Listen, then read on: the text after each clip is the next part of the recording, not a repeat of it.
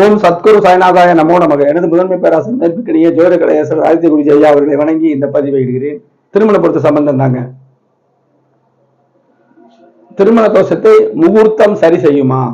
நல்ல கேள்வி. இது என்னுடைய இப்ப ஜாதகம் பார்க்கிறவர்கள்ட்ட 2 வார்த்தைகளை சொல்லி நான் அனுப்புறதில்லை. மற்ற விஷயங்களையும் நான் சொல்லுவேன். பொதுவான கருத்துக்களையும் இந்த தவறா பயன்படுத்துற கருத்துக்களையும் மறுத்து சொல்லுவேன். அதுவும் கேள்வி கேட்பாங்க. இப்படித்தான் போய்கிட்டு இருக்கு. இப்ப திருமண தோஷத்தை முகூர்த்தம் சரி செய்யுமா? நிச்சயம் சரி செய்யாதுங்க. ஹெட்லைன்ஸா சொல்லிடுறேன். முகூர்த்தம்ங்கிறது அன்றைய நிகழ்ச்சி நன்றாக நடப்பதற்கு மட்டுமே முகூர்த்தம் பயன்படும். இதெல்லாம் மறுக்கிறதுக்கு இதை மறுக்க முடியாது. நல்லா உணர்ந்து பாருங்க பொதுமக்கள். அப்படி ஏதாவது ஒரு கருத்து வச்சிங்கன்னா நான் சொல்லுவேன், திருமணம் நல்லாத்தான் வேத மந்திரங்கள் ஒழிக்க நமக்கு நடத்துறோம். ஏன் பிரிவினை வருது? ஏன் சீக்கிரத்துல டைவர்ஸ் ஆகுது? ஏன் ஆகுது? ஆகாம இருக்கணும்ல. நீங்க ஒரு வைதிகரை வச்சு நீங்க முகூர்த்தம் பண்ணாலும் சரி, புடை சூழ ஒரு 10 பேர் 15 பேரை வச்சுக்கிட்டு நீங்க யாகம் பண்ற மாதிரி மிகச்சிறப்பாக நடத்தினா கூட நம்மளுடைய ஊழ்வினை கண்டிப்பா தாக்கியே ஆகும். சரி, அதுக்கு என்ன ரெமிடி? ஜாதகத்தை பாருங்க. எப்ப திருமணம் செய்யணும்? 10 பொருத்தத்தை எடுத்துக்கிட்டு 2ஆம் இடத்துல சனி இருக்கும் கடுமையா, குரு பாப்பாரு, கொஞ்சம் விலகி பாப்பாரு, தோஷம் இருக்கும். 5ஆம் இடம் அதிர்ஷ்டத்தானம் கெட்டு போயிருக்கும். 9ஆம் இடம் கெட்டு போயிருக்கும். கெட்டு போயிருக்குன்னா என்ன? சுத்தமா கெட்டாது, மறைந்து பாவத்துவமா இருக்கும். ராசிக்கு 2ஆம் இடமும் லக்கணத்துக்கு 7ஆம் இடமும் ஒரே மாதிரி வரும். அல்லது 2 லக்கணம் ராசியும் ஒன்னாகி தோஷங்கள்லாம் இருக்கும்.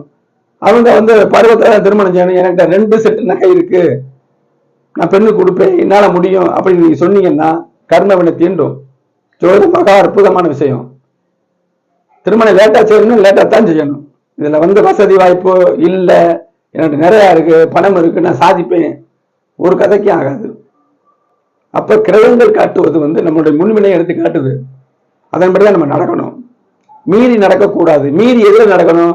சோம்பேறி மாதிரி ஒரு ஜாதகம் காட்டினா நீ சோம்பேறியாவே போன்னு சொல்லக்கூடாது. அவர் ஜோதிடர் இல்லை. சோம்பேறித்தனத்தை குறைத்து சுறுசுறுப்பாக்குங்கள்னு பாசிட்டிவ் எனர்ஜியை கொடுக்கணும். அதே நேரத்துல தோஷம் காட்டுது, தோஷம் அது பாட்டுல இருக்குது, நீ ஒழுங்கா வாழ்னா கிரகங்கள் தான் நம்ம மண்டையை பூரா செயல்படுத்துது, நம்ம மூளைய. அப்புறம் எப்படி நம்ம மீறி நடக்கிறது? புரிஞ்சுக்கிறணும். அப்ப விஷயம் எங்க இருக்கு? ஒரு ஆணுக்கு 30 வயசு வரை தோஷம் கலியும்னு சொல்லப்பட்டிருக்கு.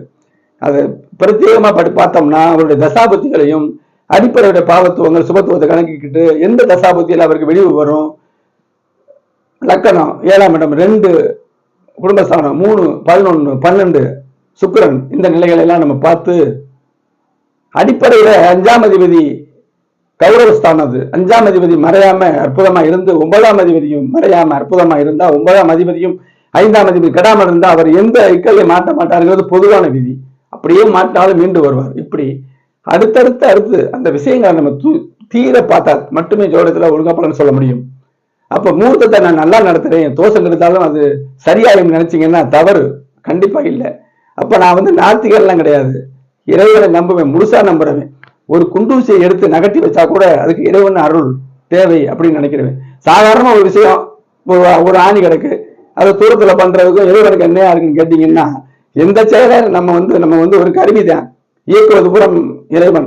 அப்ப அதுக்கு கூட இறைச்சியல் வேணும்னு சொல்றவனுக்கு இந்த பதிவு வருமா? இதெல்லாம் ஆன்மீகத்தை ஜோடத்துல பூத்தக்கூடாது. அன்றைய நாள் நல்லா இருக்கணும்.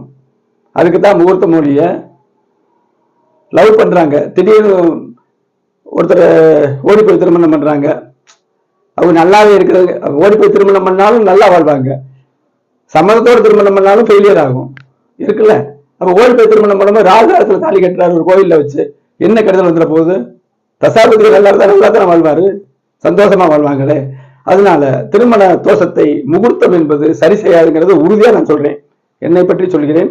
அஸ்ட்ரோ சாய் செல்வம் அப்படிங்கிற யூடியூப் சேனல்ல 1300க்கும் மேற்பட்ட சுபத்துவ பாவத்துவ வீடியோக்கள் இருக்கு, சூட்சும வீடியோக்கள்.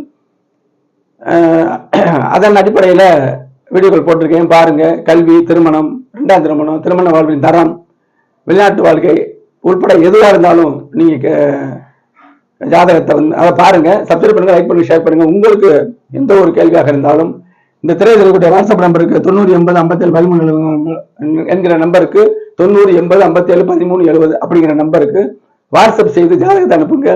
திருமண பொருத்தம், சிசேரியன் குறிப்பது, இதற்கு மட்டும் முன்னுரிமையாக நீங்க பலன் கேட்டுக்கலாம்.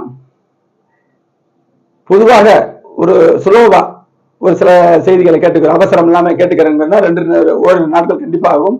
கிரக விளக்கத்தோடு தெளிவா பலன் சொல்லுவேன். என்கிட்ட பார்க்கக்கூடிய உள்ளூர் நண்பர்கள், வெளியூர் நண்பர்கள், வெளிமாநிலத்தில் உள்ள வெளிநாட்டில் உள்ளவங்க அறிவார்கள்.